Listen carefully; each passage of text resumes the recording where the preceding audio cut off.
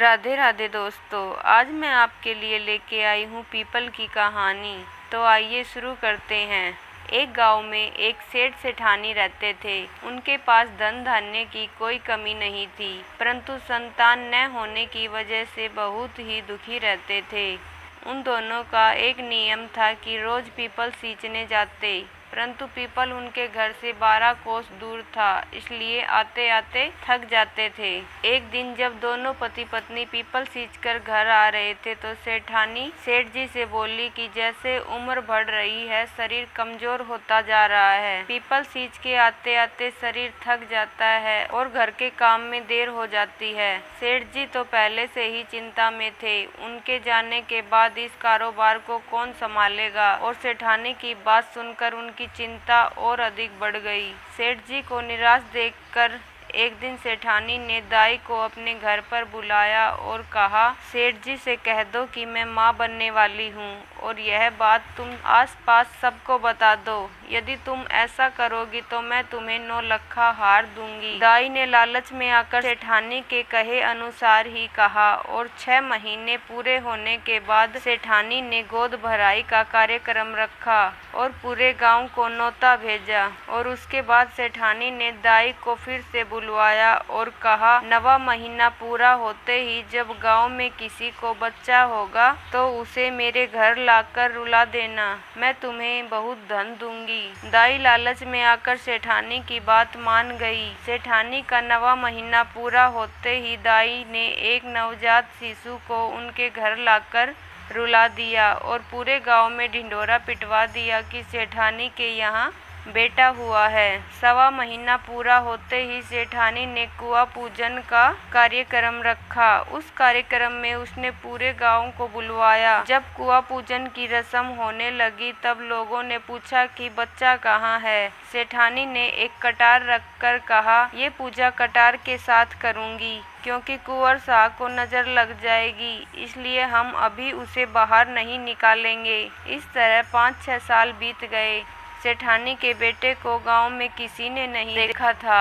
एक दिन सेठानी ने सेठ से कहा, मेरा बेटा पढ़ने के लिए काशी जाएगा। इस पर सेठ जी बोले, मैंने तो आज तक तेरे बेटे को नहीं देखा है, कहाँ है वो? जिसे मैंने अब तक नहीं देखा उसे मैं काशी कैसे छोड़ के आऊँ? तब सेठानी बोली, मैं जैसा कह रही हूँ आप वैसा ही करो। आप ये बात पूरे गांव में बता दो कि हमारा बेटा काशी पढ़ने चला गया है। समय बीतता गया और एक दिन सेठानी सेठ से बोली कि मेरा बेटा अब 16 वर्ष का हो गया है, अब उसकी शादी करनी है।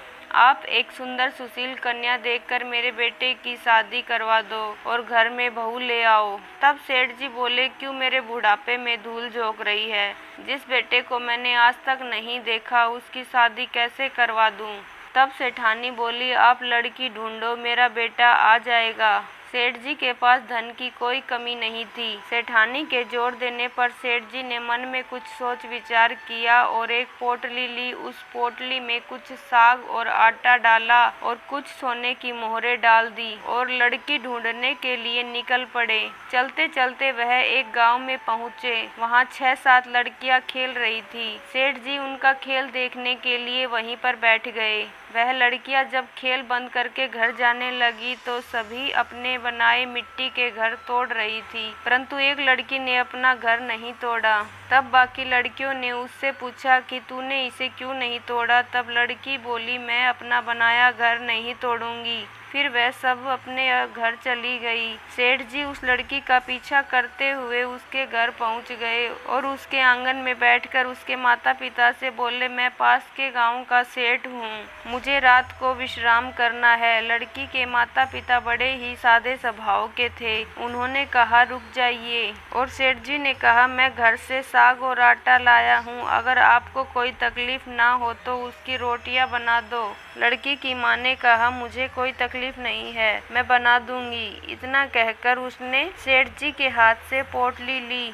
जब वह आटा छानने लगी तो उसमें से सोने की मोहरें निकली लड़की की माँ मोरे इकट्ठा करके सेठ जी के पास गई। तब सेठ जी ने कहा, मुझे नहीं पता कि यह किसकी लक्ष्मी है, इसे तुम ही रख लो, नहीं तो अपनी बेटी को दे देना। लड़की के माता पिता को सेठ जी की बात पर बड़ी हैरानी हुई और उन्होंने पूछा, आप किस काम से जा रहे हैं? तब सेठ जी बोले, मैं अपने बेटे के लिए बहू देखने जा रहा हूँ। यह जानकर लड़की के माता पिता ने आपस में सलाह की और सेठ जी से बोले, यदि आपको जचे तो हमारी बेटी भी विवाह के योग्य हो रही है। सेठ जी की तो यही इच्छा थी। उनकी बात सुनकर सेठ जी मन ही मन बहुत खुश हुए और वह बोले, आपकी बेटी मुझे बहुत अच्छी लगी, पर मेरी एक शर्त है, मेरा बेटा पढ़ने के लिए काशी गया हुआ है, वह अभी नहीं आ सकता। अगर आप दोनों राजी हो तो मैं उसकी शादी कटार रख कर करवा दूंगा और बहू को साथ ही ले जाऊंगा।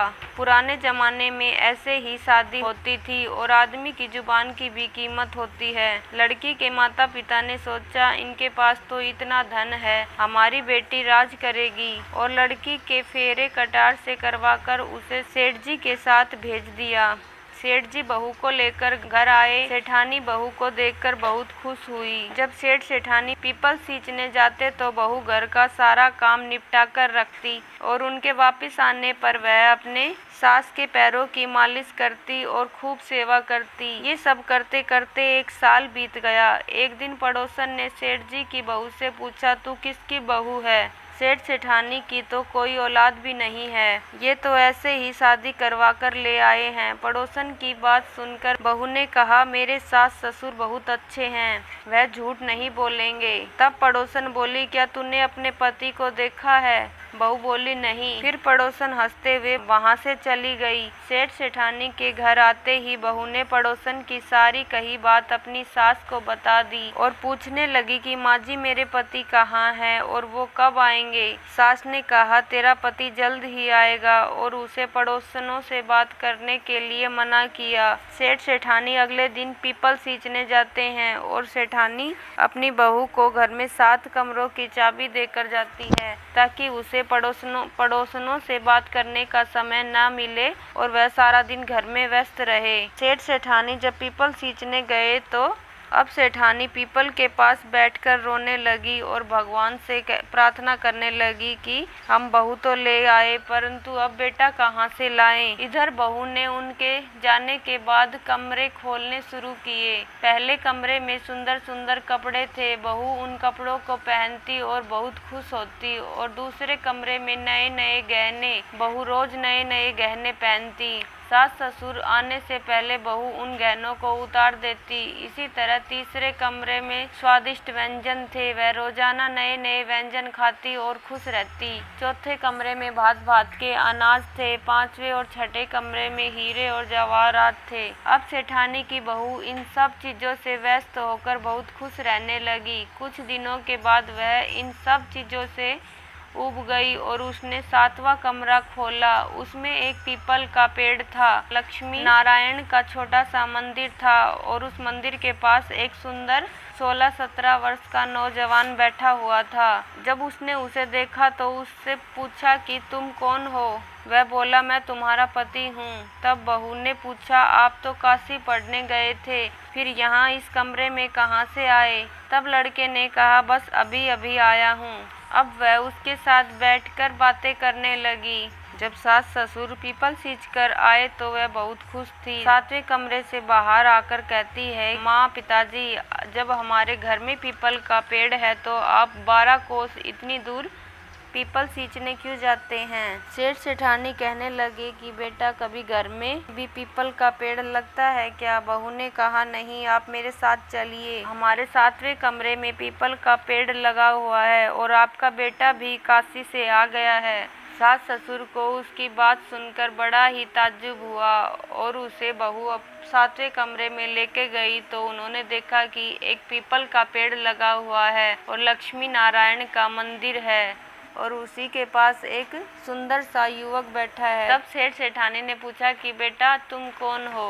तभी वहाँ लक्ष्मी नारायण प्रकट होते हैं और सेठ सेठानी से कहते हैं कि तुम्हारे इतने साल की भक्ति भाव से प्रसन्न होकर हमने तुम्हें ये बेटा दिया है। तब सेठानी कहने लगी कि प्रभु आपने तो मुझे बेटा दे दिया। अगले दिन सेठानी ने बहू को चूड़ी पहनाने की रस्म रखी, सारे गांव को न्योता भेज दिया। सभी आ गए तो सब कहने लगे कि सेठ सेठानी का बेटा कहाँ है। तभी वहाँ वह सुंदर नौजवान आया और सबने उसे देखा तो अचंभा किया और कहने लगे कि सेठ सेठानी का बेटा इतना सुंदर है, तभी इन्होंने किसी को दिखाया नहीं कि इसे नजर नहीं लग जाए। तब सबने यकीन कर लिया कि ये सेठ सेठानी का ही बेटा है। अब चारों खुशी खुशी रहने लगे। हे पीपल देव, जिस प्रकार आपने सेठ सेठानी पर कृपा करी उस प्रकार सब पर अपनी कृपा करना। जय हो पीपल देव की, जय हो लक्ष्मी नारायण की। तो दोस्तों, आपको ये कहानी कैसी लगी कमेंट में लिखकर जरूर बताइए।